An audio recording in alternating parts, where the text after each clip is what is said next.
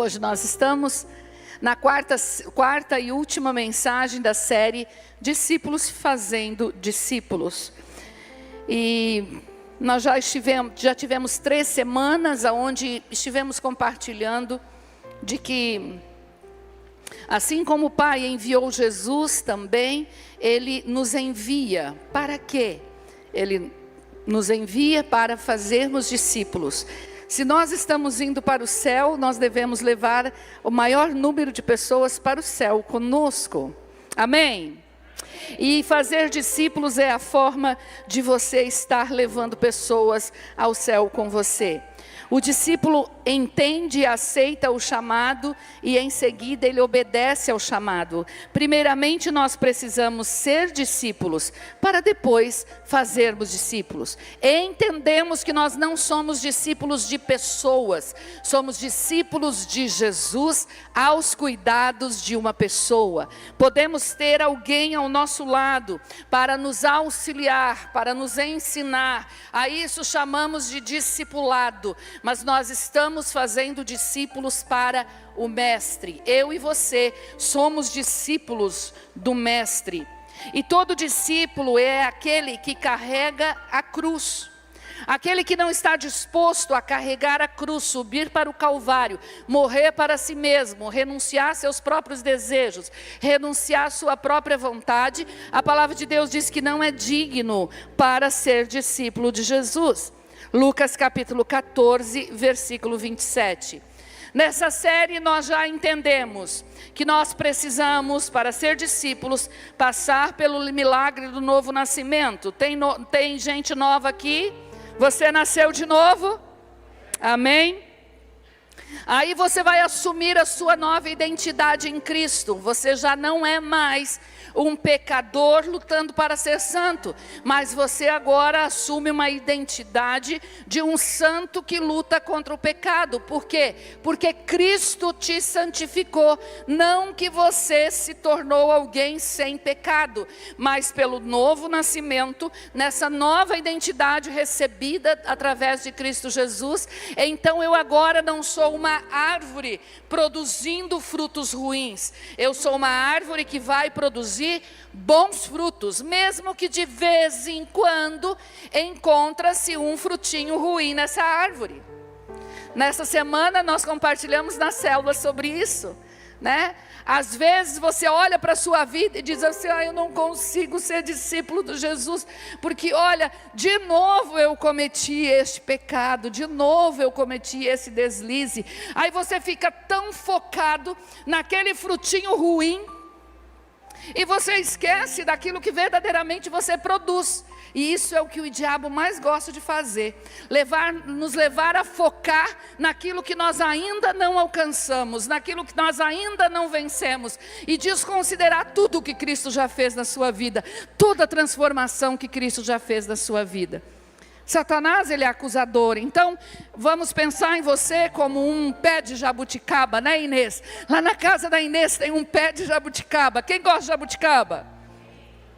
Você chega naquele pé de jabuticaba, tem aquelas jabuticabas apetitosas, e você vai e colhe aquelas jabuticabas, mas de repente você vê no meio de todas aquelas jabuticabas uma jabuticaba podre. Aí você vai pegar toda a bacia de jabuticaba que você colheu e jogar fora? Ah, não? O que você vai fazer? Você vai tirar a jabuticaba podre, vai jogar fora e vai desfrutar e vai celebrar, porque aquela árvore, ela não é para produzir jabuticabas podres. Você está entendendo, meu irmão? Você é um pé de jabuticabeira. Então não deixa que o inimigo leve você a pensar que você tem que desistir da tua caminhada como discípulo de Jesus, porque de vez em quando o Espírito Santo encontra uma jabuticabinha podre ali. Pega essa jabuticaba, vem para a cruz, se arrepende, fala: Senhor, estou aqui outra vez, joga isso fora e celebra essa nova identidade que Cristo conquistou na cruz para você. E você é uma nova criatura para produzir bons frutos para o Senhor.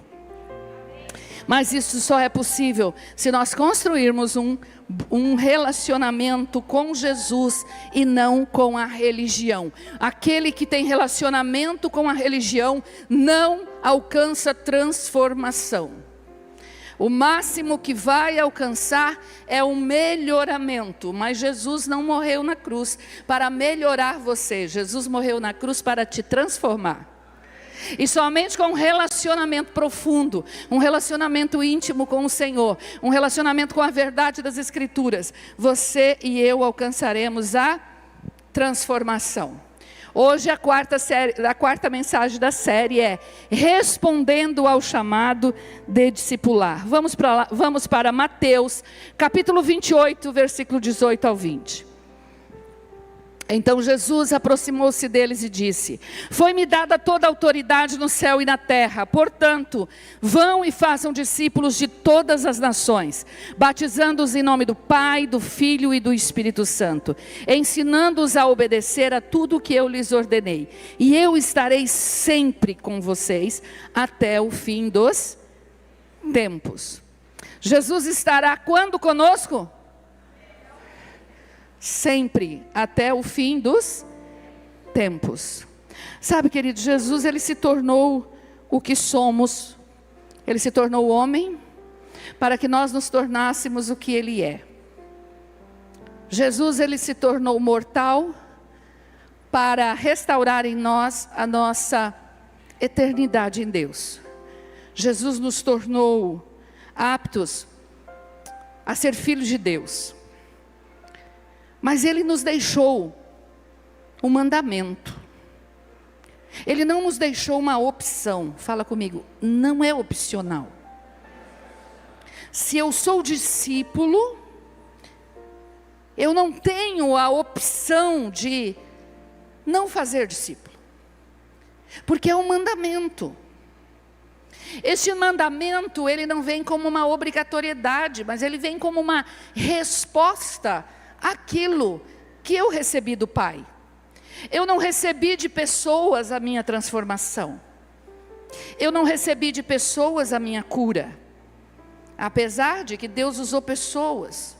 Mas eu recebi do Senhor. Eu estou aqui hoje ministrando a palavra do Senhor para a sua vida. Eu fui retirada de um submundo de idolatria, eu fui retirada de um contexto familiar de feitiçaria, eu fui curada pelo Senhor de um contexto de uma alma apodrecida por conta das situações que aconteceram na minha vida.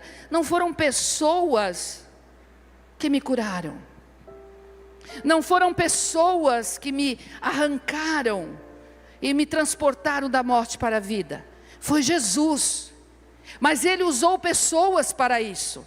O evangelho só chegou na minha casa, só chegou na sua vida, porque pessoas entenderam que Deus usa pessoas para realizar aquilo que é impossível para pessoas. Entendeu? Deus usa pessoas para realizar aquilo que é impossível para uma pessoa comum, mas ele vai usar pessoas.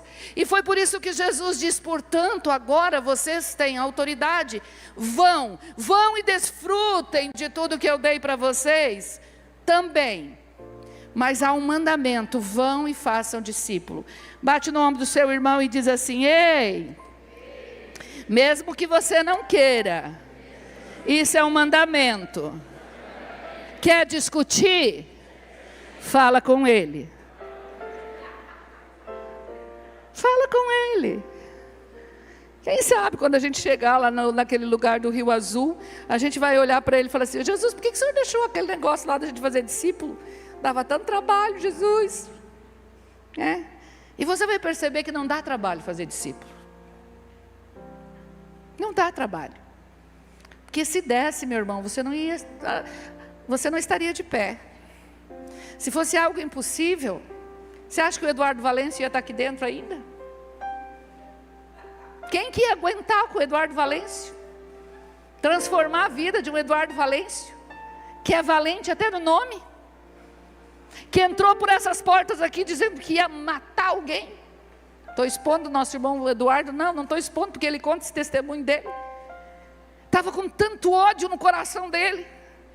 Mas ele se rendeu diante de Jesus, e Jesus levantou pessoas, e essas pessoas foram amansando ele, amansando.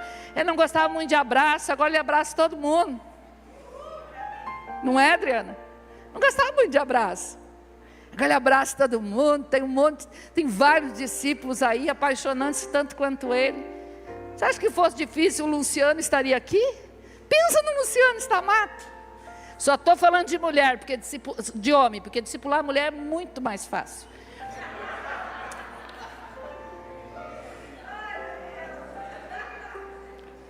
Se fosse algo impossível de fazer, você acha que uma Débora Almeida estaria aqui?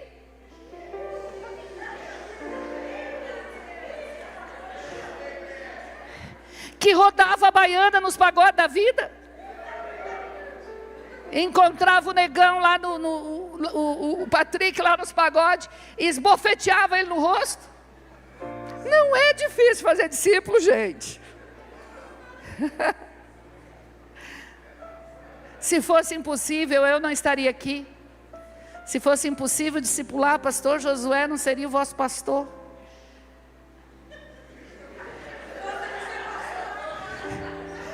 Tem que ir para dentro de casa, né, meu irmão? Fora de casa, falar de fora de casa é mais fácil. Mas o Senhor, se Ele deu este mandamento para a igreja, Ele capacita a igreja. E você vai entender o quanto é simples fazer discípulo. Ao responder o chamado para discipular, primeira coisa, você precisa entender que você está sob a autoridade espiritual. Isso não é um processo natural. Você não vai enviado por uma autoridade física, mas você vai já preparado e também com uma autoridade delegada, e é uma autoridade espiritual. Nós vamos encontrar no versículo 18 do texto que nós lemos: foi-me dada toda a autoridade no céu e na terra. Agora essa autoridade eu passo para vocês. Veja que forte e poderoso isso que Jesus está falando. Sob a mesma autoridade que o Pai o enviou, Ele está enviando o Luciano Piornedo para fazer discípulo. A mesma autoridade que estava sobre Jesus, agora Ele delega para o Luciano. Então, o Luciano não está indo sozinho. O Luciano está indo comissionado. O Luciano está indo agora com uma armadura espiritual. Porque somente quem tem uma armadura espiritual poderá tratar com coisas espirituais. E fazer discípulos para o Mestre é espiritual. Não é físico, veja bem, é espiritual, não é espirituoso, é espiritual, porque você está tratando de seres espirituais, que estavam mortos nos seus pecados, agora nasceram de novo, estão para receber essa nova identidade em Cristo, e para ter este relacionamento profundo. Os passos do discipulado é para isso, mas humanamente falando, é impossível fazer sem autoridade espiritual. Quando você se converteu a Cristo, você passou a viver em uma nova dimensão de vida. Por que você pode fazer discípulo? Primeiro, porque você é limpo diante de Deus pelo sangue do Cordeiro. Você é uma pessoa pura. Ah, pastor, não sou não. Ah, não sou. Olha para quem está do seu lado e diz: você é uma pessoa pura. Senão o sangue de Jesus não seria suficiente, não teria sido suficiente para te limpar e para te purificar de todo pecado. A palavra de Deus diz que o sangue de Jesus te purificou de todo pecado. Então você é puro. Pastor, e o que é que eu faço com aqueles pensamentos impuros? Para a cruz. Cada vez que o pensamento impuro vem, foge para a cruz, vai para a cruz, porque você se esconde, você se coloca debaixo do sangue do Cordeiro, para Ele purificar os seus pensamentos. Quando você se converteu a Cristo, você recebeu uma nova identidade. Agora você não possui mais os rótulos que o mundo te dá. Você não tem mais o rótulo que a tua sogra te deu. Você não tem mais o rótulo que você mesmo se auto-intitulou. Mas você agora é filho amado de Deus. Fala comigo: eu não sou órfão.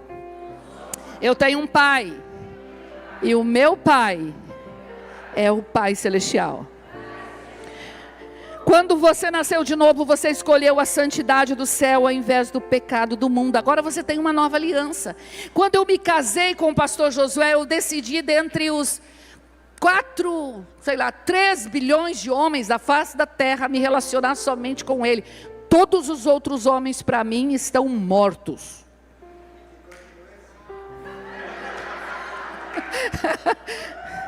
E quem tentar se levantar vai morrer.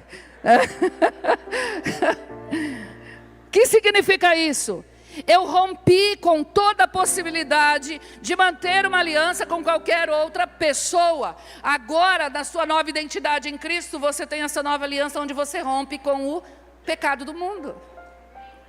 É por isso que quem nasceu de novo não pode falar assim: ai, eu não aguento, não venço o pecado, porque o pecado é mais poderoso do que eu. Isso é mentira do diabo e da sua alma. E você não está tomando e não está assumindo a sua autorresponsabilidade. Porque você tem poder para vencer o pecado. O pecado não é mais poderoso do que o Jesus que habita dentro de você. Você é aliançado com Cristo. E aliançado com Cristo você pode chegar e dizer assim, ó: pecado, até aqui você foi, mas a partir de agora isso não faz mais parte da minha vida. Ah, pastora, mas isso para os pecados mais fáceis, pastor, mas tem alguns pecadões que são muito mais difíceis. Não, meu filho, são todos pecados, porque não existe diferença. Jesus não vai usar uma dose homeopática para um pecado mais leve, e uma dose, não. Sangue é sangue, não é, Josiah? Sangue é sangue. Então, quando nós assumimos essa nova aliança, de fechar os nossos olhos, e usando de novo a analogia do casamento, eu fecho meus olhos para todos os homens da terra, e os meus olhos estão só voltados para o meu marido. Assim é com Cristo. Você tem uma aliança com Cristo. Feche os seus olhos, o seu coração e os seus ouvidos para todo e qualquer prato e todo e qualquer Deus desta terra. Até mesmo se o Deus é o teu próprio estômago. O teu próprio estômago é a sede dos seus desejos. Se você é o próprio Deus, renuncie essa aliança com você mesmo. Renuncie essa aliança de realizar seus desejos. Quebre essa aliança diante da cruz.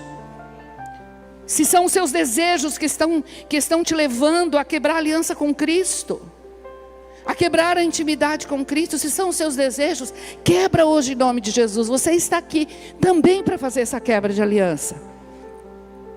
Mas também você, quando foi transportado das trevas para o reino de Deus, você recebeu o poder. Você recebeu o poder para quê? Para ser embaixador. 2 Coríntios capítulo 5, versículo 20. Portanto, somos embaixadores de Cristo, como se Deus estivesse fazendo o seu apelo por nosso intermédio. Por amor a Cristo lhes suplicamos, reconciliem-se com Deus. Você agora tem um cargo, uma função e uma posição diante de Deus. Você é embaixador dele. É por isso que aonde você chega, as pessoas vão olhar para você, para o seu comportamento, para a sua forma de conduzir os seus negócios, e elas vão ter uma expectativa a seu respeito. Aquele ali é um filho de Deus, aquele ali é um cristão. É por isso que qualquer situaçãozinha que acontece fora de um contexto de santidade, as pessoas olham e dizem: mas você não é filho de Deus não, Vanessa? Você não é cristã não? Como é que você está respondendo desse jeito? E a gente acha que as pessoas estão nos acusando. Na realidade, elas estão dizendo assim: ei, você faz parte de um reino e você é embaixador. E eu olho para você e vejo que você é diferente. Então qualquer situação contrária daquilo que é a sua natureza em Deus vai chamar a minha atenção. Isso tem a ver com o nosso testemunho. As pessoas não esperam um testemunho de santidade, um testemunho de bondade, um testemunho de amor, de longanimidade, de paciência. As pessoas não esperam um testemunho de alguém que domina suas próprias emoções, de quem não conhece Cristo, porque isso é normal. é natural que vivam e pratiquem as obras da carne. Mas para você que nasceu de novo, o natural é produzir o fruto do Espírito. Isso é o natural. E aí quando aparece uma jabuticabinha podre, é claro que as pessoas vão apontar. Porque em um universo de muitas jabuticabas boas, vai aparecer aquela que está podre. Mas no universo de muitas jabuticabas podres, ninguém vai prestar atenção. É por isso que a palavra de Deus, queridos, é para aqueles que nasceram de novo. Os princípios da palavra de Deus é para aqueles que estão dentro do reino de Deus. Às vezes nós vamos para a internet e nós vemos algumas coisas, e alguns entram lá na internet querendo vestir de santo aqueles que não nasceram de novo, e cobrar algumas atitudes daqueles que não conhecem Cristo. É natural eles agirem assim, mas você que nasceu de novo, é natural você ter a vida de Deus e manifestar o caráter de Cristo. Ao responder o chamado para discipular, lembre-se, você é chamado e enviado para ir e fazer discípulos. E é um chamamento e um envio do próprio Jesus. Nós devemos estar prontos para ter conversas espirituais com as pessoas.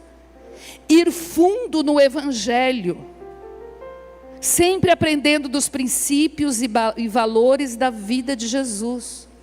Uma vez que você está nesta caminhada, aonde o teu alvo também é auxiliar pessoas nesta caminhada de discipulado, as suas conversas não podem ser conversas fúteis. As suas conversas não podem ser, vamos nos reunir para jogar a conversa fora. Você já ouviu alguém falar isso? Vamos jogar a conversa fora. Vamos nos reunir para a gente se alegrar um pouco, sabe? E não pensar mais na vida. Cristão não tem esse negócio. Isso aí é lá na mesa do bar, onde você enchia a sua cara. Eu estou cansada da minha vida, estou cansada, estou triste. Vou lá afogar minhas mágoas lá na mesa do bar e vou tomar umas biritinhas.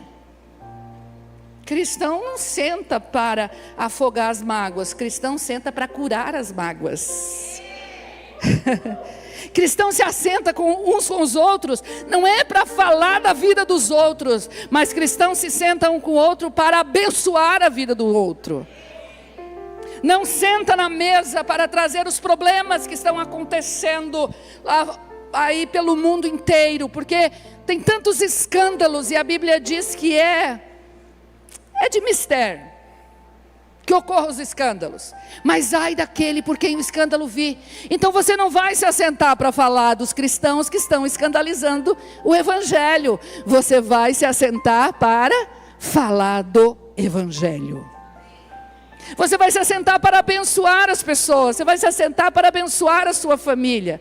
São conversas que vão edificar. São conversas que quando as pessoas se levantarem daquele almoço que marcaram com você no domingo, a pessoa vai dizer, uau, como é bom me assentar com o Leonardo. Me assentei com o Leonardo e com a Gri, meu Deus, e que mesa foi aquela? A pessoa não pode sair de lá, daquela mesa, falando mais da picanha do que da edificação que eles receberam.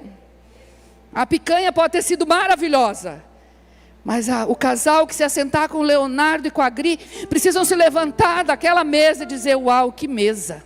O próprio Jesus estava sentado com a gente. Você lembra quando eles falaram e contaram o testemunho deles? Você lembra o que aconteceu? De que forma que Deus foi alinhando, Deus foi transformando, Deus foi curando as feridas dele. Conversas que edifiquem. Olha para quem está do seu lado e diz, minha irmã, senta comigo para conversas que edifiquem. Vai, fala. Senta comigo com conversas que edifiquem. Sabe, quando nós andamos nessa perspectiva, nós vamos andar com a mente de Cristo. 1 Coríntios capítulo 2, versículo 16. Você imagina Jesus se assentando com seus discípulos, fazendo fofoca dos outros rabinos? Já imaginou? Ele sentar lá e falar, deixa eu falar um negócio para você, olha, estive lá no templo, Fui lá fazer o meu bar mitzvah lá quando eu tinha 12 anos. Você não sabe os babados que eu descobri, cara. Você imagina Jesus fazendo isso, pastor Mauro? Não. Jesus se assentava e Jesus trazia a constituição do reino. Jesus se assentava e trazia o que o Pai estava dizendo para ele trazer. 1 Pedro capítulo 3, versículo 15 diz assim: santifiquem Cristo como Senhor no coração. Estejam sempre preparados para responder a qualquer que lhes pedir a razão da esperança que há em vocês. Querido, a atitude, ela mostra realmente que um cristão melhorou. Mas a reação é que vai mostrar realmente a profundidade do seu cristianismo. Vou falar de novo. Uma atitude sua pode manifestar o quanto você melhorou na sua caminhada como discípulo de Jesus. Mas são as suas reações que vão realmente manifestar o seu nível de transformação. Porque você pode marcar um encontro com alguém, e você diz, bom, eu vou sentar lá, e eu vou falar sobre isso. Então você pode planejar todas as suas falas. Eu não sei se você já teve uma situação assim. Nós tivemos uma situação assim agora, lá no Maranhão. Nós estávamos em um determinado lugar e alguém chegou para nos evangelizar. E essa pessoa veio com um discurso maravilhoso, com 5 versículos bíblicos. E ele foi nos evangelizando, eu, pastor Josué, Olívia e Patrick.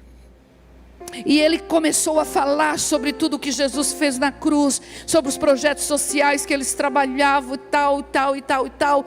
E ele foi falando, e de repente o Patrick lhe faz uma pergunta, e quando o Patrick fez uma pergunta, quebrou ele no meio. Porque ele estava nos evangelizando para nos levar para um terreiro de Umbanda. Usando isso aqui. Então é fácil usar textos. É fácil decorar textos das escrituras. A questão é ter as escrituras no coração. Porque a hora que alguém questionar você da sua fé, você não vai ser quebrado no meio. Você vai manifestar realmente quem você é. Por isso que a palavra de Deus diz que é para que nós santifiquemos Cristo como Senhor no nosso coração. É muito mais do que ter Bíblia na mente. É deixar que os princípios da palavra de Deus desçam ao coração. Ao responder o chamado para discipular, e nós já estamos terminando, a equipe de louvor já pode se preparar, em 5 minutos pode subir. Ao responder o chamado para discipular, lembre-se, todos somos chamados a fazer discípulos de todas as nações. Lá no versículo 19 diz, vão e façam discípulos de todas as nações. Queridos, Deus tem um coração para todas as nações.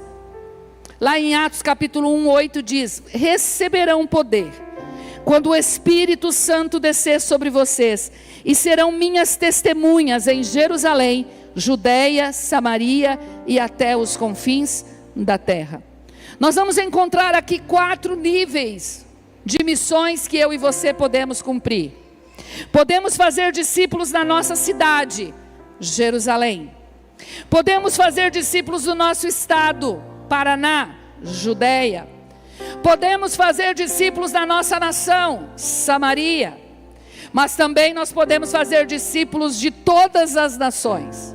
Mas nós como cidade, nós temos uma característica muito especial. Nós podemos fazer discípulos de 80 nações sem sair de Jerusalém. Quem aqui conhece um árabe? Quem aqui conhece um chinês? Quem aqui conhece um japonês? Um italiano? Um alemão? Um polaco? Um venezuelano? Um colombiano? Paraguaio? Turco? Argentino? Levanta a mão aí que eu sei que vocês conhecem bastante argentino. Espanhol? Inglês? Americano? Nós podemos fazer discípulos de todas as nações sem sair da nossa Jerusalém. E aí nós podemos estar falando assim, ai, mas esse negócio de pegar a pessoa, levar para minha casa, ou levar para e me assentar num discipulado 1 a 1, eu ainda não estou preparado. Você já vai entender o que é discipulado. Que talvez você tenha um certo engano ainda com relação a discipulado. Você pode dizer para mim, como que eu vou ficar preocupada em ganhar gente lá dos confins da terra? Deixa que os missionários vão, Tem pessoas que são chamadas para isso. E aí você pode dizer assim, eu tenho muita coisa para resolver. Eu tenho meu trabalho, a minha família, as minhas responsabilidades. Como que eu vou deixar tudo isso para cuidar de gente que não tem nada a ver comigo? Deixa eu falar uma coisa. Primeiro, que o teu trabalho não é o teu trabalho. A tua família não é a tua família. A tua responsabilidade não é a tua responsabilidade. Porque se você se entregou para Cristo, tudo que é teu é dele. Vou falar de novo, tudo que é teu é dele. Inclusive as tuas responsabilidades. Então a sua família não é sua, é dele aos teus cuidados. O teu trabalho não é seu, é o trabalho dele que ele entregou nas suas mãos para que você tenha recursos. As suas responsabilidades não são tuas, entrega para ele, mas é claro que tem a sua parte para fazer nisso. E talvez você diga, eu não posso fazer isso, porque, puxa vida, eu não conheço muita gente, no Paraná, eu não conheço muita gente no Brasil. Mas deixa eu trazer esses 4 níveis de missão mais para dentro da nossa casa. Vamos pensar como Jerusalém, como sua família? Vicente, se coloca de pé, por favor, Vicente. Quem lembra do irmão Vicente aqui, há uns 10 anos atrás? Que ele chegava na igreja sozinho, e ele entrava por aquele corredor, ele era um dos primeiros a chegar. Na pandemia, ninguém vinha e o Vicente estava ali, sentadinho no lugar dele. A máscara dele. Ele entrou por muitos anos sozinho. Agora eu quero pedir, por favor, que levante e se coloque de pé todos os familiares do Vicente.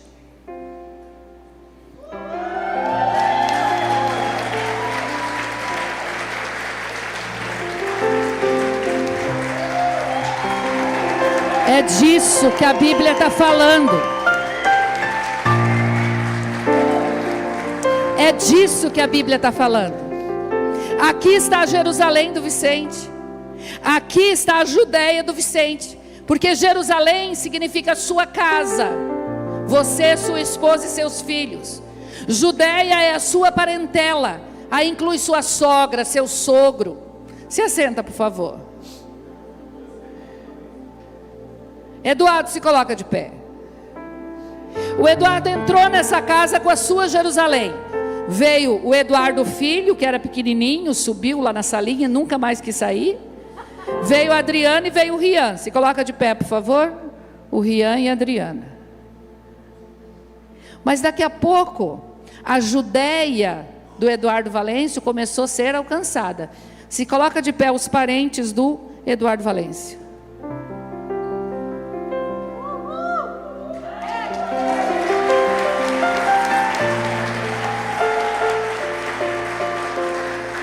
Mas agora vamos para Samaria. Vamos para Samaria. Fique aí, fica de pé. Agora vamos para Samaria, no contexto de fazer discípulos. Samaria representa a rede de relacionamento. Os amigos do trabalho, os amigos da escola. Agora se coloca de pé quem faz parte da rede de relacionamentos do Eduardo Valêncio. E que está caminhando com Jesus.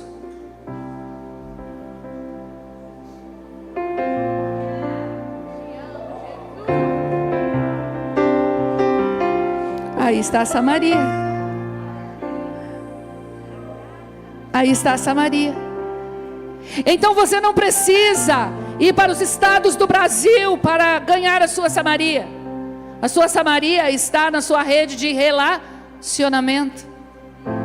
Mas aí estes aqui, que foram alcançados pelo Eduardo Valêncio, que em algum momento foi alcançado por alguém que cuidou dele, que está ensinando a palavra de Deus para ele.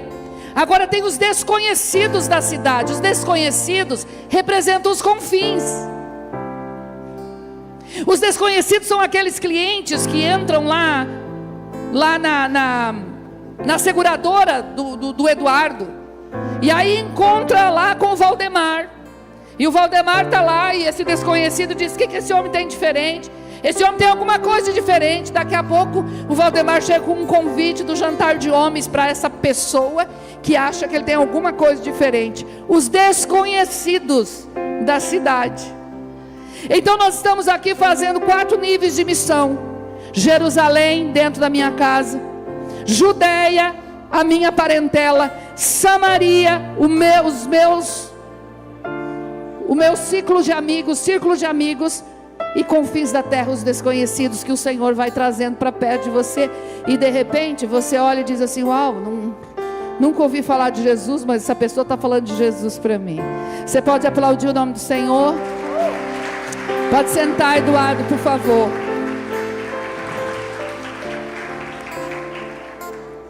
Falei para eles que era 5 minutos só para ele se animar. E assim como Eduardo, assim como Vicente, é a sua vida também. Eu poderia pedir para cada um aqui se levantar. Poderia pedir para a Valéria se levantar. Podia pedir aqui para o Luciano Stamato se levantar. Para a Shirley. Eu lembro quando a Shirley entrou no encontro. Gente, pensa numa mulher assim que não gostava de obedecer nada. Estou expondo ela aqui agora. Ela sentava assim, né, com uma cara assim meio de deboche. Não era, Shirley? Agora se coloca de pé. Se coloca de pé, Shirley. Aí nessa caminhada com Cristo, ela encontrou o príncipe chamado Pepo e se casou com ele. Vai lá, príncipe, se coloca de pé.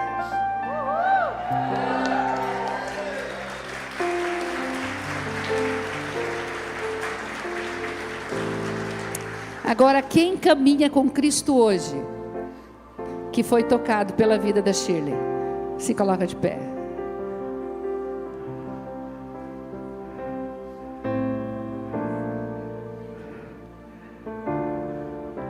Uma órfã. Isso os que estão aqui. Uma órfã. Não só órfã espiritual, mas órfã biológica, que andava pelas ruas da sua cidade, que Jesus encontrou e ela entendeu: eu preciso ser resposta de Deus para essa geração. Assim como ela, o Pepo, com tantos discípulos que caminham, influenciados e motivados pela vida do Pepo. Eu e você fomos chamados, e mais do que tudo, estamos fazendo discípulos. Aplauda o Senhor. Obrigada, Sheila. 4º ponto: ao responder o chamado para discipular, lembre-se que você é chamado para obedecer a palavra. O que nós fazemos no discipulado? Está lá no versículo 19: ensinando-os a obedecer a tudo o que lhes ordenei. Sabe, querido, nós não estamos aqui para inventar roda. O que é discipulado? É ensinar para a pessoa que começou a caminhar com Cristo aquilo que Cristo nos ensina. O discipulado não é você resolver o problema das pessoas. O discipulado não é tampouco você cuidar das mazelas das pessoas. Eu trouxe aqui uma frase: você não precisa ser um PhD em Bíblia ou em discipulado. Você só precisa conhecer, obedecer e ensinar a palavra. Só isso. Você vai conhecer a palavra no seu tempo a sós com Deus. O que você está fazendo aqui durante 1h10 quando a pastora Genoveva prega? Quando o pastor Josué prega é 40 minutos. Mas quando a pastora Genoveva prega é 1h10. O que você está fazendo aqui? Você está aprendendo a palavra.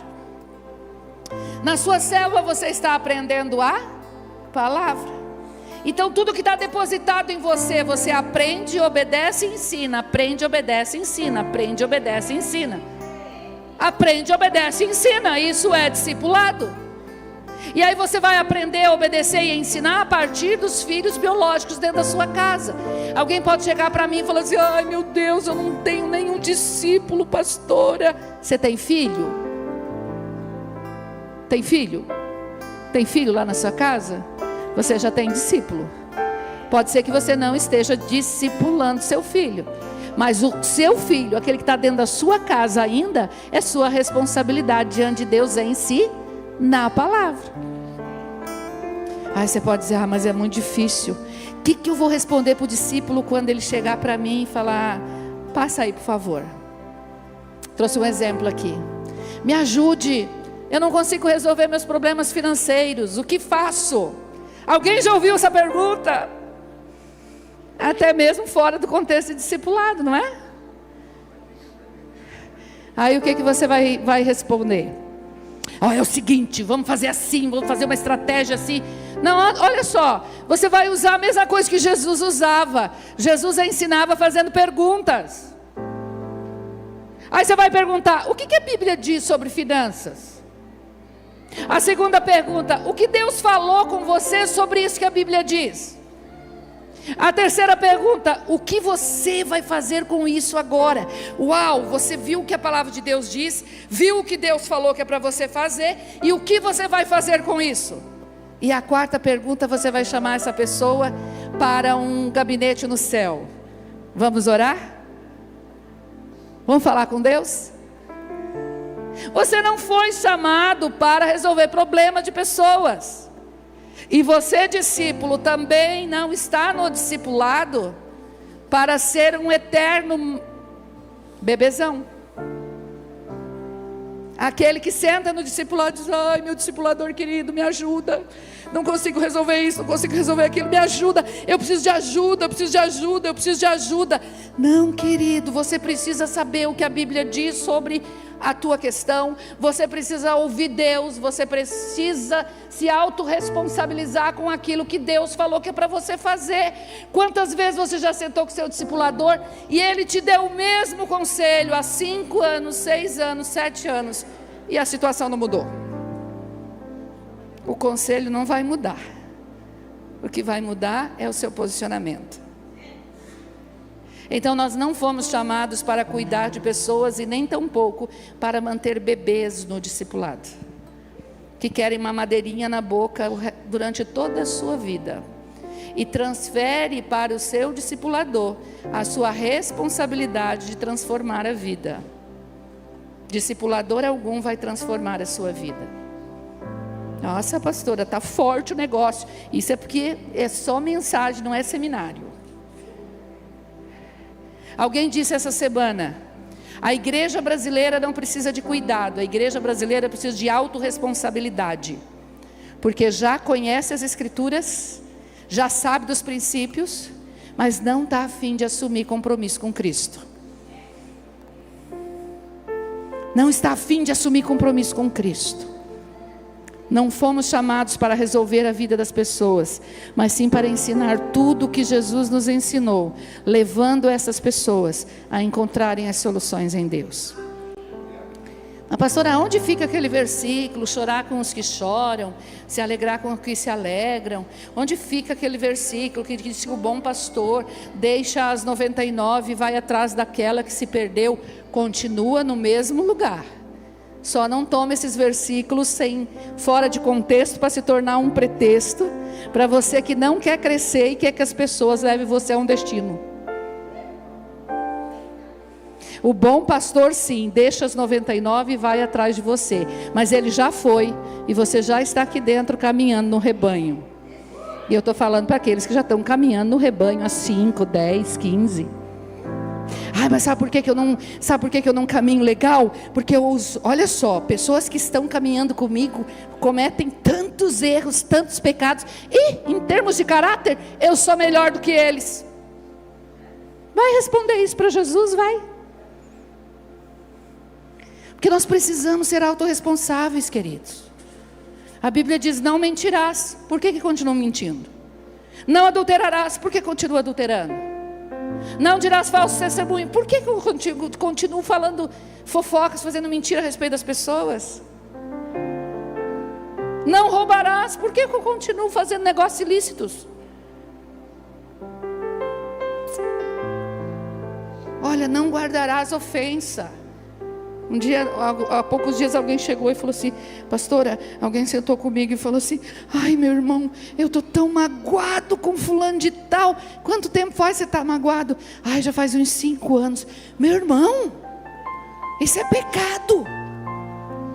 Guardar mágoa é pecado. Porque a mágoa precisa ser levada para Cristo e perdoar o seu irmão. Seu irmão te feriu, vai para a cruz. Perdoa ele diante da cruz, depois chega diante do seu irmão e fala assim: cara, tenho vontade de matar você por aquilo que você fez. Porque eu esperava uma outra atitude sua, mas meu irmão, você é meu irmão em Cristo Jesus. E a Bíblia diz que quando alguém tem algo contra mim, eu devo ir até ele, eu devo perdoá-lo.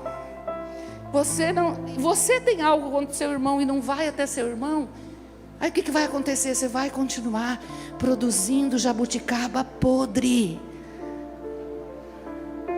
E a sua alma vai cada vez mais estar afligida por conta dessa mágoa, por falta de perdão.